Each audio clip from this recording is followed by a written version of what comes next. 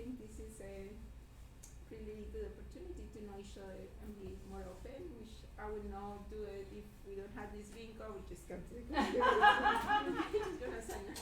So it was very nice.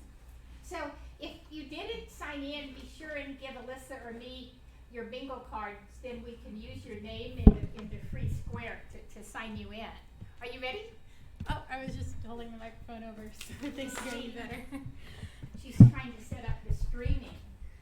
So Yep, it's all set having up. mastered R and Shiny, actuarial science, she's now working on streaming things. So let's see. Who's Gordon? Thank you. You were third. You bingoed. What were a couple of the most interesting? She called these traits, your characteristics or hobbies. Well, I was happy yeah, to that would be great. Thank you. Stacy, because she has automated a task with code, but she also shared some other insights with me. So you were talking genetics with Stacy, maybe. Almost. Okay, Joe. What did you learn from talking to people? Well, I learned that Gordon has hundreds of aquariums. I think that looks fine. So you Thank might you. be interested, this is aging Joe and me, but she wrote the first manual for SAS. We'll get her on R next. But she's at North Carolina. And, 1972. if you can do SAS, you can learn R in a day. Okay. Awesome. Thank you, Madeline, for heading up Our Ladies Networking Bingo. Thank you. Okay, so today's presentation, all of today's presentation materials can be found at our GitHub or github.com/OurLadiesIrvine. If you go to that link and look for the repository that says 2020 and like visualization of gene expression data, you can follow along with all of the slides that we're going to present today. Also, for our live stream participants, thank you for tuning in. Note that there may be a 5-second to 5-minute delay between what we're seeing and what you're seeing, and if you have any questions, please type them in the chat, and one of our co-organizers, Liliana, will be happy to get them answered for you. Welcome to our meeting. You're in the right place, whether you're an R novice or R expert, whether you haven't even touched R or like you've been using it for 40 years, this group is for you. I always like to start up every meeting by reminding everyone of the Our Ladies motto and mission. It's a worldwide organization that promotes gender diversity in the R community through meetups and mentorship in a friendly and safe environment. No questions or stupid questions. Please feel free to ask anything that you'd like at any time. We'd also like to take a moment to thank our sponsors. Our global sponsors are the ARC Consortium, our studio, our Forwards, and the NASA DataNet program. We'd also like to thank our local sponsors and friends, the Microsoft Developer Advocates, PeopleSpace, UC Irvine, and the UCI Data Science Initiative, and OC Rug. Okay, for our first announcement, we just updated our website with sponsors. Liliana and I just updated our website with sponsors and new links to different social profiles, including our YouTube. We're also looking for blog posts on that site, so if you went to a conference for the first time, if you learned a new R thing, if you want to share anything else that you think is cool related to R data science, we'd love to hear about it. An upcoming event is ASA Careers Day. ASA is the American Statistical Association, if you aren't familiar. That's going to be on Saturday, February 29th at Chapman University, and basically it's great for people who have been in a statistical profession for a long time and people who are looking to get into one, because there's going to be a lot of mentorship, a lot of networking. It's going to be a great event. Oh yeah, Madeline loves this. Yes, looking for people who are willing to be a mock interviewer, and it's not really helping them make an interview, it's helping them decide whether to go get a job after their bachelor's degree or get a master's one of the questions I usually get is, you know, I sort of encouraged to get my PhD, but I don't want to just teach. And guess what? We don't just teach.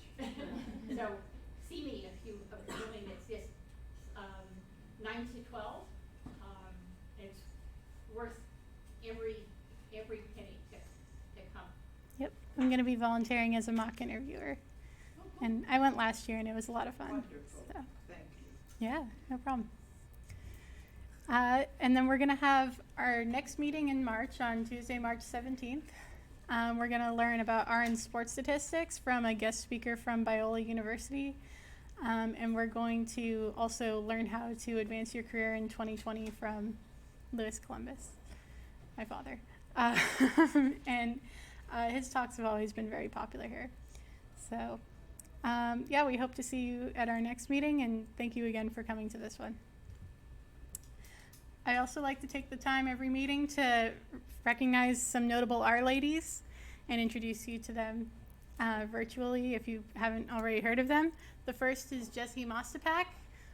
She is most commonly known as the founder of the R for Data Science online learning community.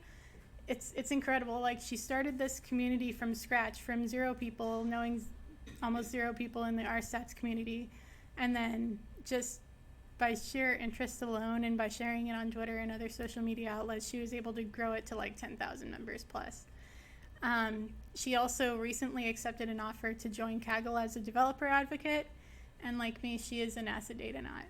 And you can connect with her on LinkedIn, you can talk to her on Twitter, she's a very nice person. Likewise, Mar Averick loves to talk to people on Twitter. She loves to share many helpful #RStats resources on Twitter. She's also a Tidyverse developer advocate at RStudio, and you can also connect with her on LinkedIn. Okay, and that brings me to our first talk of the evening, how to successfully start a new job.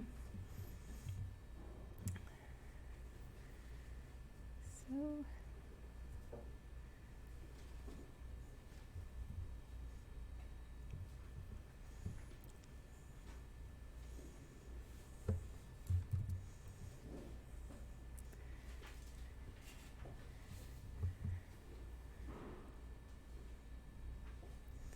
oh, I just realized I may have forgotten to introduce myself. If you guys haven't met me during the networking bingo, my name is Alyssa Columbus. I'm the founder of this group. I founded it back in March 2018.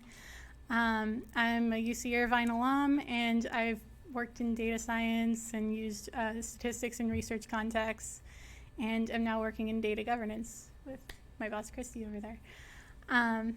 Yeah, and I love what I do, and I recently, like just a couple months ago, transitioned into data governance from data science, and it was a difficult transition, and I'm still learning every day, but overall it's been a blessing. So in 15 minutes, I'm going to go over my 6 top tips for successfully starting a new position. So number 1, make it a priority to create relationships. Relationship building will make your career live or die. Let your enthusiasm shine through when you're meeting new people. I saw a lot of enthusiasm tonight during the Arlie's networking bingo. It always helps to be energetic and positive. No one wants to listen to a negative Nancy. Also, like I tried to set up in the networking bingo, I tried to set up many different situations where you can find something in common with people, maybe more than one thing in common with people. Then you can bond more, and then you can be able to collaborate more and get more things done and accomplish more. Also, if you have no idea who you can meet at work, like you're completely alone in your little cube in the corner, you can ask your manager for a list of people you can meet and get to know. And I'm sure he or she will be happy to help you with that and maybe even introduce you. Also, number 2, find out what success looks like from your manager. Find out what your manager's goals are and then try to achieve them. Also, understand like what's in scope of your job description and what your contributions are to these goals.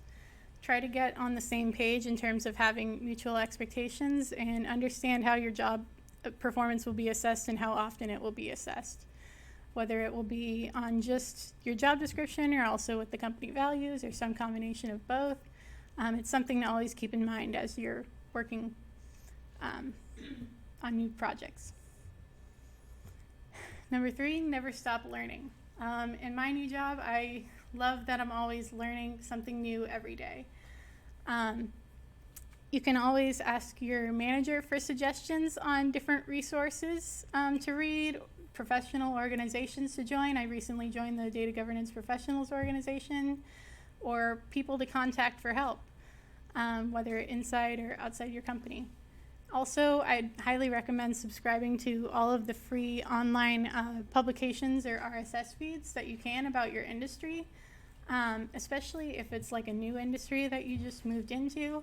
I moved from insurance into baking, so it's pretty much the same but slightly different.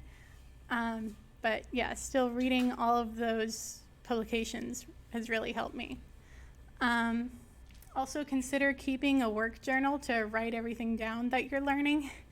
And also to keep track of everything that you've done and have to do.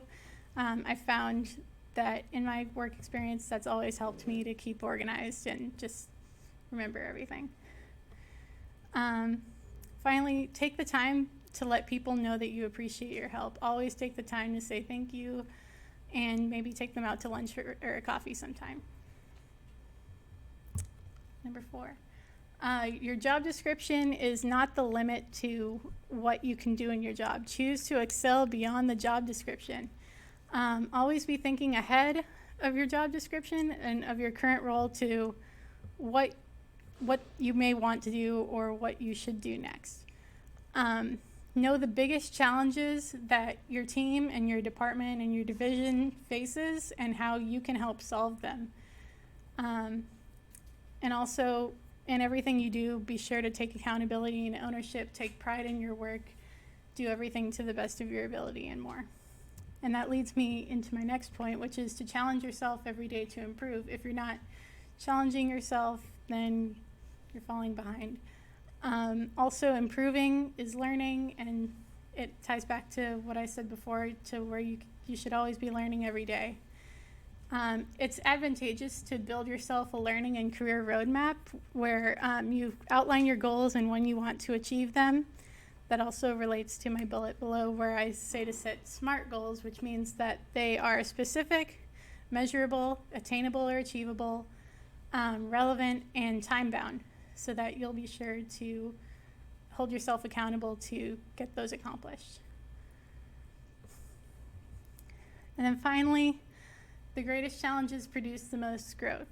I found that throughout my working career, whenever I've jumped in, not head first, but underwater into new roles where I wasn't so familiar, I've found that I've grown the most. And it's okay to be uncomfortable. It's okay to not know everything. You're in that new role to grow and to learn. And it's natural to struggle with a new role. And you should definitely make learning your new industry, if applicable, and your new job especially, a high priority in your life. And use how uncomfortable you feel and how new you feel as motivation to ask a lot of questions, seek out mentorship, and to do excellent work and learn as much as you can. So I hope that was helpful. Thank you very much for listening to that talk, and good luck in your next job.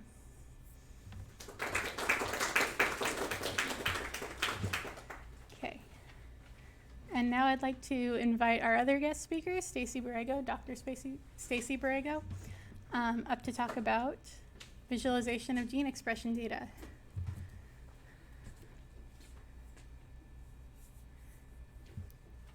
It's going to load. I'm just trying to see, Okay. it's so tiny.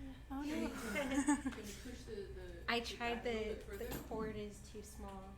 That's why I was trying to do earlier. That's as far as we can go. Yeah. Okay. We could put the laptop on the desk. That's true, yeah. That would give us a little more. Yeah. Would you like to do that? I think so, 'cause Yeah. it's just too tiny to read. Yeah. So maybe, do you want to grab the laptop and I'll grab this so we.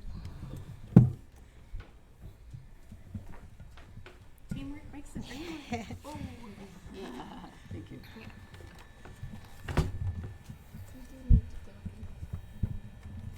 Closer? Or, okay. I'll sit here next to it.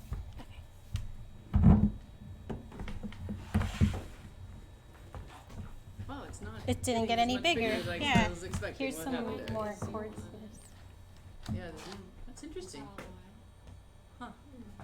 We can move it back a little more. I don't know if it'll. Oh yeah, okay, and we can lower it now. I can zoom in. Little feet. So this is already on GitHub.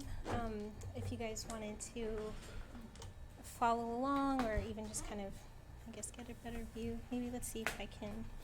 Okay. Sorry, I'm not That's super getting familiar better. with That's this. getting better. Sorry for the No, you're totally good. invading your space here. Don't worry. It's warm. We can be friends. Sit in the back row with it in your lap then. Yeah, that's right, man. What's going on? Do you know how to like zoom in on the PDF?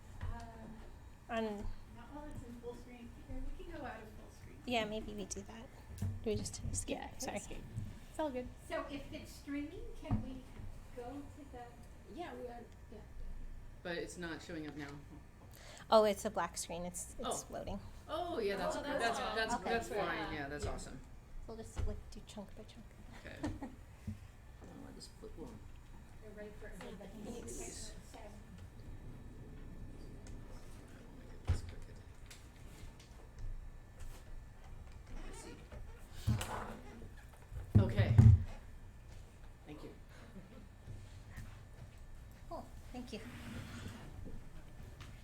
All right. Feel like it. Okay. So my name is Stacy Borrego, and I am a postdoc here at UCI. And part of the projects that I work on are data analysis, looking at next-gen sequencing. So what I'm going to present here is a data set, from RNA sequencing.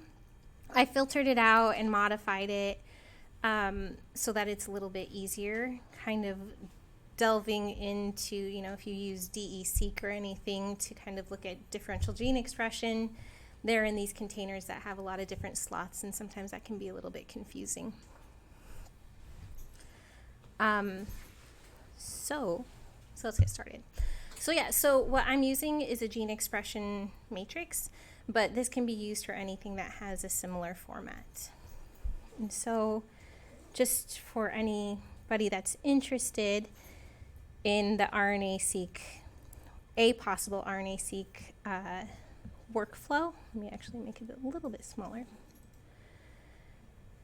So we take our raw data, we align it to the genome or transcriptome, whatever you're looking for. And what I've done is I've taken the abundance estimation using feature counts, and I've done differential gene expression. I've normalized the data set. So does anyone have any experience working with these types of data?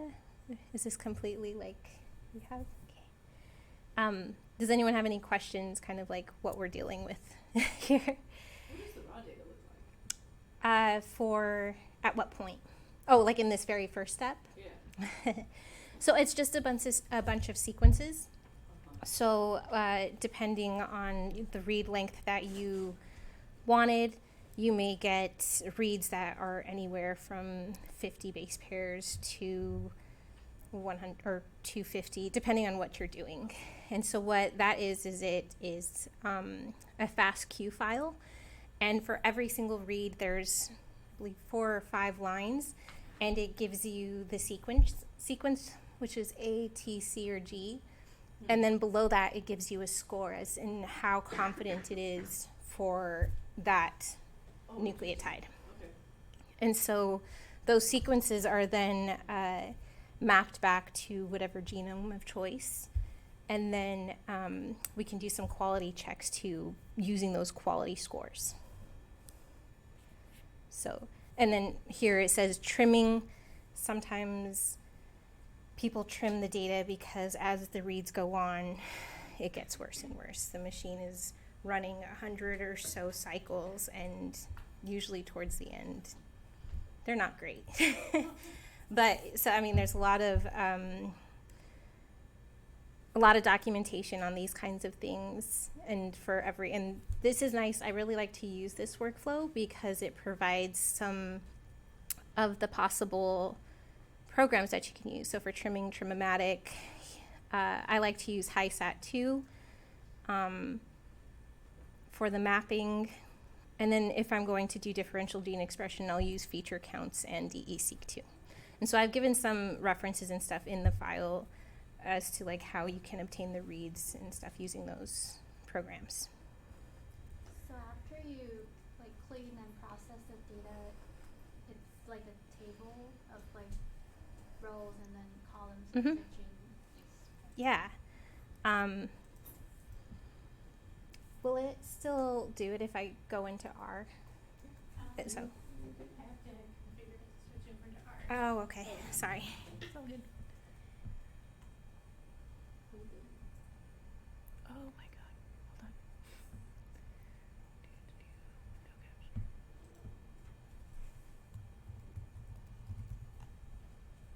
Ah, whatever.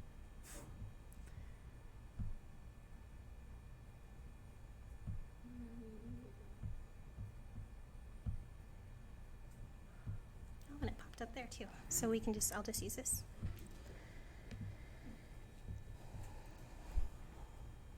Is that too dark for you guys to see?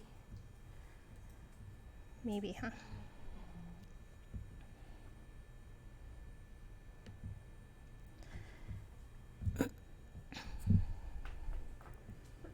All right, so here, what I'm showing you to do is how to load the data. And so we'll take a look at where did it go? So the dimensions of this data frame, it's 24 columns. And after filtering, I've reduced it down to 9,513 genes. So let's see if I could even do.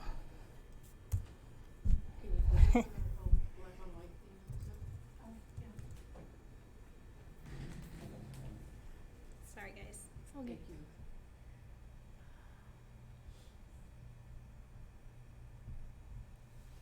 So the columns, the rows are genes. Mm-hmm. What are the columns? My samples. Oh, there are columns there. Yeah. So I'll show you the top of this so you can kind of get an understanding. Okay. And the matrix that I have here is Thank you very much. normalized data. So normally your matrix would just be, a count file is normally just, you're counting. So 1, 2, 3, whatever. But with normalized data, then you can actually get integer, or you can get decimals in there. And so the file that I provided is normalized. So you will see. Sorry, can you Sorry. with that? Yeah, I just, where am I? Sorry. No, it's fine. So if I just show you the head of this.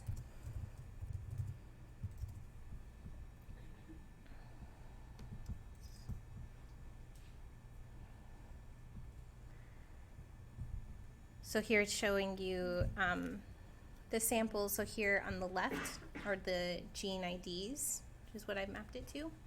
And then at the top you see the column names. So this is what I've named my samples. So for example, the cell line is alpha 0 and 1. And so the description I've provided above says that, I've provided 2 cell lines with 4 different time points, 3 replicates per time points, and 24 samples total. And so I did try to find like a publicly available data set. It's actually very difficult to find time courses with replicates. And so replicates are actually necessary for you to be able to use software like DE-seq2, because without that, then you can't really have any confidence, and in fact, it won't compute it. So I wanted to be able to use that software with this type of experiment. And so here's some software references for anyone that's doing that and wants to read more up up on it a little bit more. I really like DESeq2 mostly because the documentation is excellent. Michael Love does a great job, and he's also very active on forums and stuff too.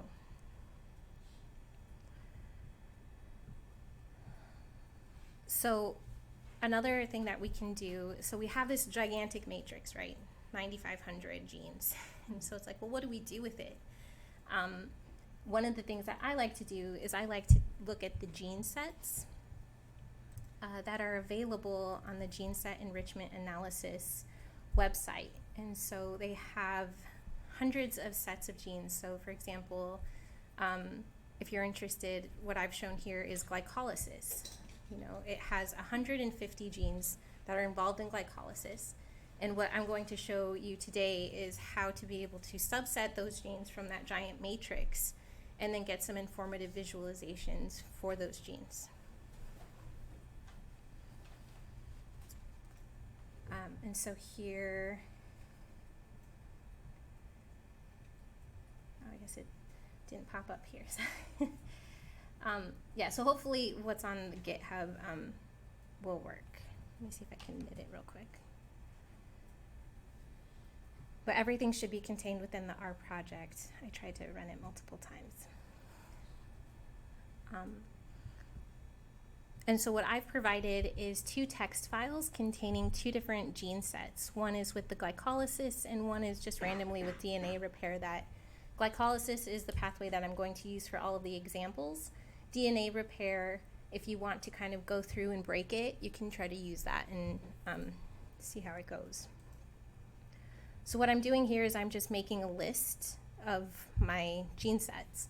And so here I'm assigning, loading the glycolysis file, the DNA repair file, and then I'm just combining those into a giant list. So a list of lists, essentially. And so the next thing that we need to do is, now that I have a list of genes, I need to actually pull out the data from the matrix that I've loaded. And so what I'm going to do is, here I'm naming this variable pathway glycolysis, which you can see here is the name of that gene list. And for every gene in that gene list, I'm going through and pulling out that row of data.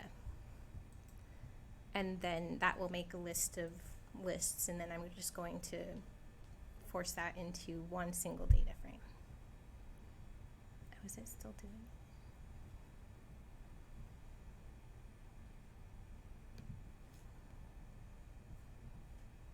Still didn't work. And so what we can see here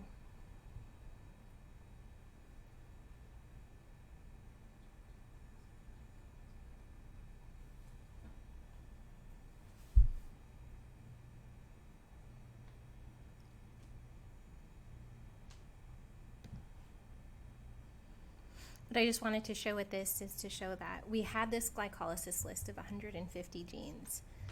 And yet when we compare what was actually found in the data, it's different by 51 genes. So not everything was found, and that's totally normal. And what I've done here is using this setdiff function is to actually look and see what genes weren't present in my data set. That, you know, sometimes it's helpful to just take a look. You can put it into a new file if you want.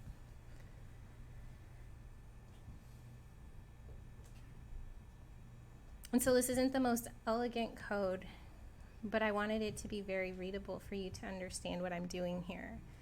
So here I'm going to make a heat map, but it can be very confusing with the heat map to display the triplicates, right? So I don't want to have 24 rows and you have to kind of visually assess, okay, well these first 3 are just one sample, these next 3 are, so I'm just going to take the mean of my samples.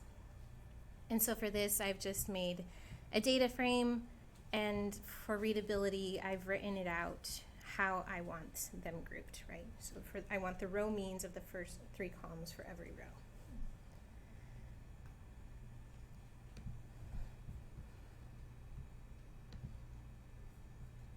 And so I can do,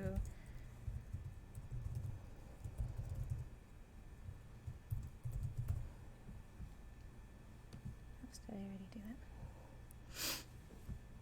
So we can just take a look. So now they have been consolidated. And so we can see that. Now I only have alpha 0, alpha 6, 12, 24. So those are my 4 time points. And then here we have the genes that we've subsetted. So now just very simply, I've just kind of put together a heat map. I like to use break lists because what that does is for, you know, if I'm going to look at glycolysis, I'm going to look at all these different pathways. I want my color bar to stay the same between graphs. I don't want people to have to interpret that the range is different. So I like to use break lists to make it all consistent. And when we do that, and I did try to make the heat map simple, but also include a few things that if you haven't used pHeatmap before, might be helpful. Like I personally like to include this break between my samples so you can see the difference between the alpha set and the beta set. And so we can see that there's actually something going on. In that 24-hour sample, in the alpha, we see that things are going down, and our beta, things are going up. So it's kind of nice to kind of just kind of get a basic understanding of the data.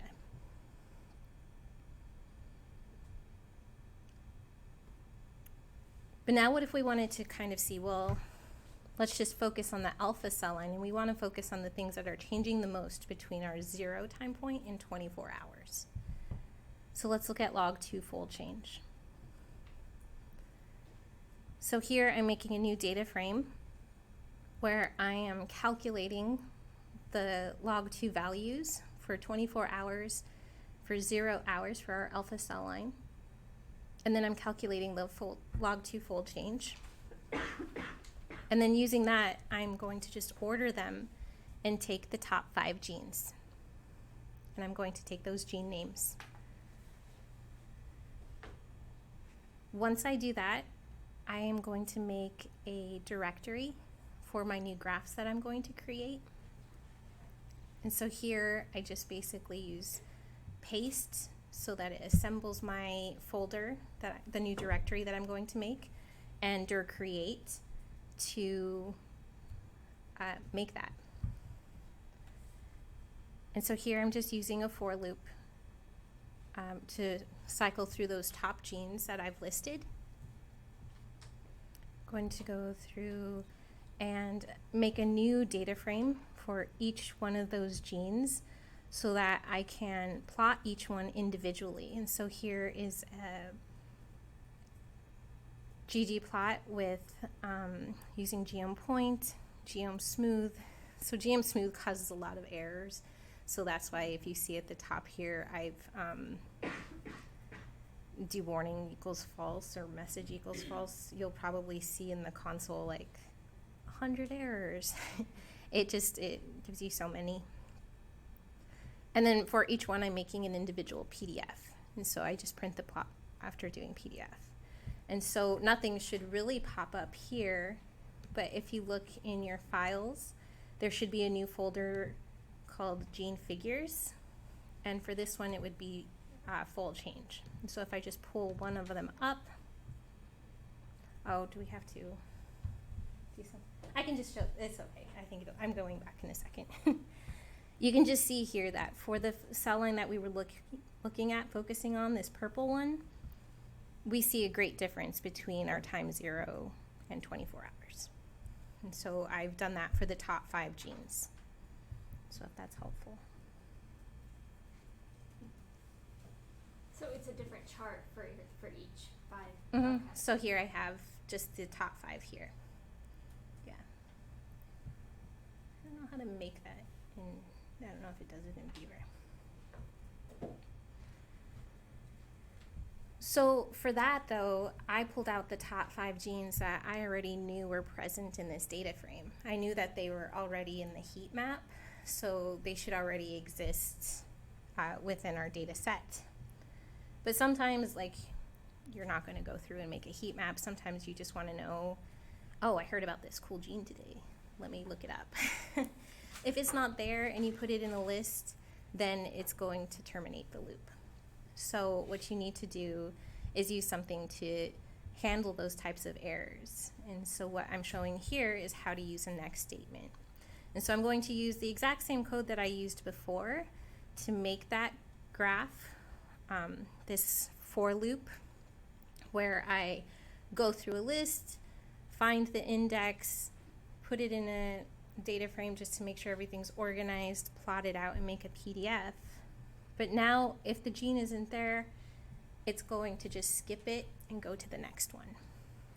And so here, still using ggplot2, but now what I'm doing is I'm just going to subset genes from the gene set list. We saw that there was 50 genes that were not present in our data, and I know that some of those genes, just based on looking at it, and if you play around with it too, you'll just automatically be able to see that I think like the first 5 are not present in our data. So I've taken the first 15 and I'm going to apply it in that same for loop. Except this time, the only modification I've made is this statement here. So it's an if statement, or sorry. This first statement I've made is to look to see if the gene that's in my list is in our data. And if it is, then we continue. If it's not true though, then I'm going to print out a little message to myself to say that that specific one was not there, and we're just going to move on to the next thing. And so this is the same exact code, and when you run it, in that gene figures, you'll find a new file that says glycolysis any gene. Any gene next. Oh, dude. And so now these are the genes that were present. And again, it's going to make a graph for that gene. We're not going to see that striking difference because we're not looking at fold change, but it's just one of those ones that were located within the top 15 of our list. And then something else that we can do instead of using next is using try-catch. So if you have something a little bit more complicated, maybe the gene would be present, but maybe within the script itself, some kind of error would pop up. Maybe you're missing some data or something in it. Try-catch is a little bit more robust in the fact that it wraps around your entire for loop. It's not just a statement within it. So here it's pretty much the same code as our next statement. So I'm pulling out the first 15 genes from our pathway, making that folder again, and this time I'm naming it with try-catch. And here's the statement that I've used. So here I am checking for that gene name again, and if it's not true, then I'm going to make a message for gene not found, and it's going to stop it. But it still continues to wrap around our code. And at the very end, I'm going to say, just print out that message, but we're skipping over it. So that's another, I think, something that you can play around with. But again, you'll see it's just as effective as the next statement. But if you need something a little bit more robust, if you're doing something that involves a lot more calculations within a for loop, then I think that using try-catch is a nice alternative to make sure that you don't have to deal with these errors that you get all the time. And you'll see too, you don't have to make the little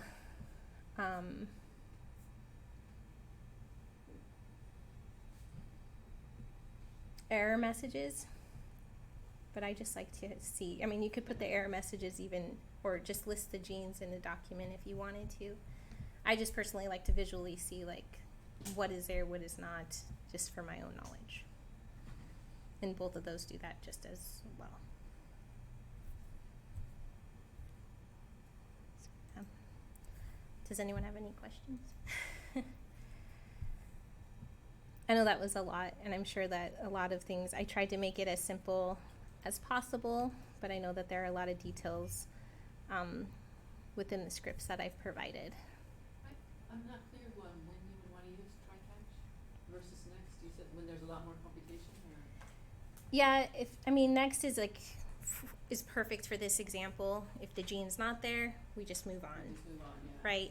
But if we're taking maybe a data and set and then we're going to do something within the for loop, maybe we get a 0 divided by 0.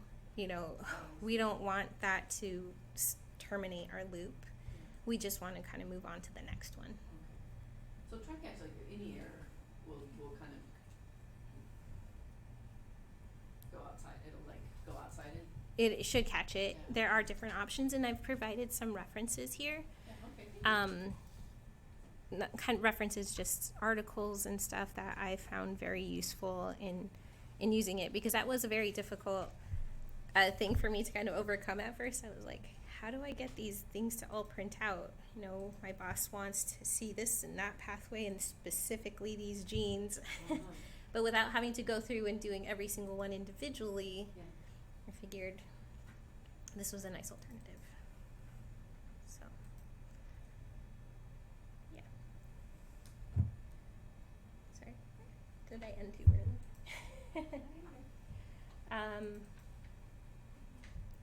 Yeah, if anyone has any questions or anything in regards to this, happy to answer it. So what's the plot? What's the plot? So it'll create files for you, and then those are I've generated just line plots. And so you can see here I've included 0, 6, 12, and 24 hours. You'll see the replicates are individually plotted, and the line plot that kind of follows those lines. That's not the greatest representation because it always jumps up after the points, but yeah.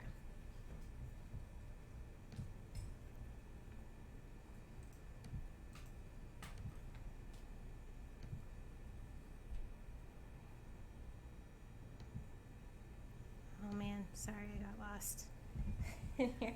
Oh, there we go. Right. Yeah. You said something that it's hard to find useful data? Is that what you? Oh, so I didn't include it on here, but when you publish data, there's public repositories that you can use, and you can set any kind of parameters you want. Homo sapien, RNA-seq specifically, paired ends, you know, you can find whatever you're looking for. In these kinds of experiments, though, like with time courses, because it is so expensive, you often don't find a lot of large time courses that have replicates, especially like triplicates or anything. It's just kind of, unfortunately, it's just the way it is. It's a common thing. So I was playing with one, and I didn't realize that they had so many cell lines. I mean, it was a huge data set, but at the same time, they had multiple cell lines, multiple time points, but just no replicates. And so, you know, and that, I mean, it can be very useful when you're doing time courses. You can see the trends already. And if that makes sense, people still have to go back and validate anyway. But yeah, replicates aren't, they're becoming more popular because our sequencing is becoming cheaper and more robust. How expensive is it to do the data set that you work with? Who's coming up with the money? Yeah, so this experiment, Angela can also probably help with that. I think this was a single read 100, and I believe that was 24 would be paired end, right? 2400. I think the price, at least at UCI, is relatively subsidized through grants for UCI affiliated people. So I think it's about like around 2,000 for paired end 100 per lane. So they're using. It's true. We have the NovaSeek now, though. Oh, they have Nova. Yeah, I don't So know we what get their a lot Nova more Seek prices information. are. I want to say running the 2 lanes on the NovaSeek is about 5,000, but it was comparable to what we were getting before. So yeah, So. the NovaSeek gives you a lot more reads. The only thing is you have to be more careful how so you can pull a bunch of samples using different barcodes for each, unique barcodes for each sample in order to pull many samples onto one lane. And it just distributes the total number of reads amongst those samples. So that way you can save money. And the amount of reads that you have per sample, it depends on how many you put on a lane. Because there's a general amount of reads per lane that you're expected to get.